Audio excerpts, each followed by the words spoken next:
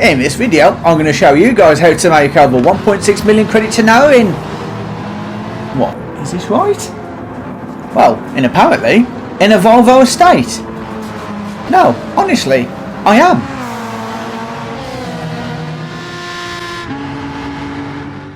Now, the first thing we need to do is buy the car, and you will find it here in the second-hand dealership for a very reasonable price of just 40,800 credits. But I'm sorry, I just can't drive it looking like that. Now that's better. And now that she looks good, it's time to head over to the tuning shop where, well, quite frankly, you need to buy everything. And I'm not joking. If there's an upgrade available, you're going to need to buy it. Weight reduction, turbos, brakes, suspension, exhausts. Just buy absolutely everything. Even a couple of parts from the ultimate section, because you're going to need it just to try and get the performance level of the car up. And once you've bought all that, then it's time to tune her. Oh, easy for you if you guys just pause it and have a look what I've done, because I have made some adjustments to the suspension, to the engine top end and to downforce. And if we just look at the next little bit, you can see there it shows you everything we bought. And now that all that's done, it's time to head over to the race. Now, I had originally wanted to try and take this car to Sardinia and do the race there, but unfortunately you just can't improve it enough, and there's no way it would have kept up with the 800 pp cars. So we're going to go to the Circuit de la Sarthe and do the World Touring Car 700. If we do eventually get an engine swap for this car, then I'll go back and we'll have a go at Sardinia. But for now, it's Le Mans. Just as we get underway, if I could ask if you guys would take a moment to hit those like and subscribe buttons, it helps out the channel a lot and I really do appreciate it. For those of you that already have liked and subscribed, well, thank you very much. Now, the race. The first thing you're going to want to do is put some traction control on this because, well, let's face it, it's an estate car. It's heavy at the back. As for your fuel mapping, we don't need to touch that. Just leave it at the maximum setting because, quite frankly, she needs all the help she can get. We can't afford to drop the power. And talking of power, you'll see that, well, the Volvo isn't exactly the fastest thing on the planet. I mean, normally by now, I'd be showing you a clip of whichever car we're using, blasting past the opposition, leaving them behind. But not in the Volvo. You're going to have to work a little bit with this one. You're going to have to earn those places. But do you know what? For that very reason, I enjoyed this race more than I have a lot of my more recent money grind videos. The car is well balanced compared to some of the other cars on the track. They're all quite similar. You'll have a better top end speed than some, not all, and you'll have better acceleration than some. And it really does make for some great racing. It really was very enjoyable. But don't think that means that you're not going to be competitive. As you can see, by the end of your first lap, you're going to be looking at being in around about the top 5 or 6 positions and chasing down the leaders.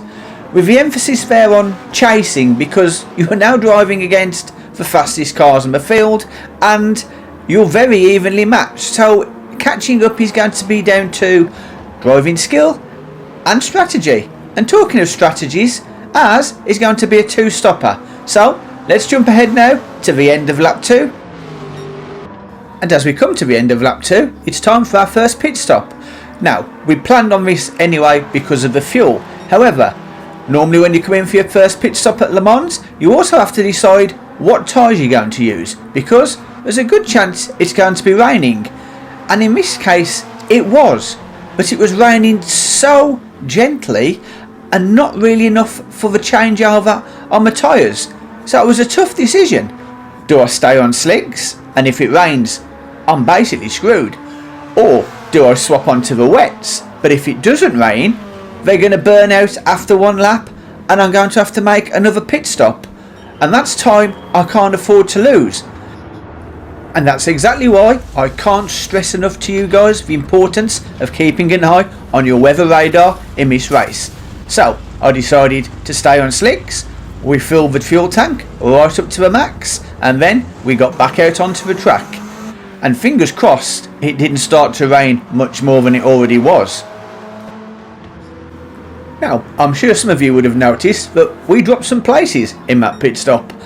Quite a few places actually, and normally that wouldn't be a problem because we'd either have a massive lead or it would already be raining and we'd have the advantage. But in this race, neither of those things applied. We were going to have to earn back those places the old-fashioned way, overtaking. And as we're busy gaining back places for the next 2 laps, it seems like a good time to jump to the end of lap 4, where we are going to make our second pit stop. Not only for the fact we need fuel, but more importantly, now it's started to rain a lot heavier. The track is wet and the grip is disappearing. This time it's an easy decision. It's wet weather tyres. So get rid of the slicks for a brand new set of wet weather tyres. Don't forget to fill up fuel to the max, and then it's back out onto the track. Only whereas last time we lost a lot of places and struggling, now it's advantage us because we're on the right tyres, we've got a full tank of fuel, and we're not that far behind the leaders. Let's go.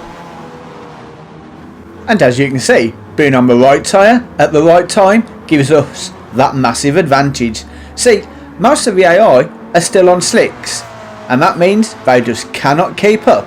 Finally, this race is starting to turn in our favour, and that is even without the usual terrible AI wet weather driving. And do not overtake during the yellow warning flag. Wouldn't want you to lose that clean race bonus. And trust me, it won't be long before you're taking the lead of the race. Now, we have the tyres, we have the fuel, we have the advantage. So now would be a good time to skip to the end of lap 6, because the rest of the race is going to be plain sailing. Okay, it didn't all go quite that smoothly. Hell, even I make mistakes sometimes. But now we will skip ahead to the end of lap 6.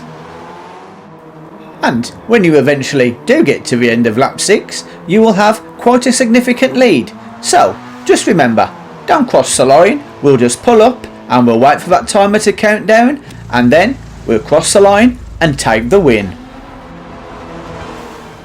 And there's your result. First place, over a minute ahead of the opposition. To be fair, quite a comfortable win, and more importantly, 825,000 credits. And there you have it, over 1.6 million credits an hour in a Volvo estate. Now, for those of you that may not know, don't think that this is just a bit of in-game tomfoolery. This particular make of car actually used to race.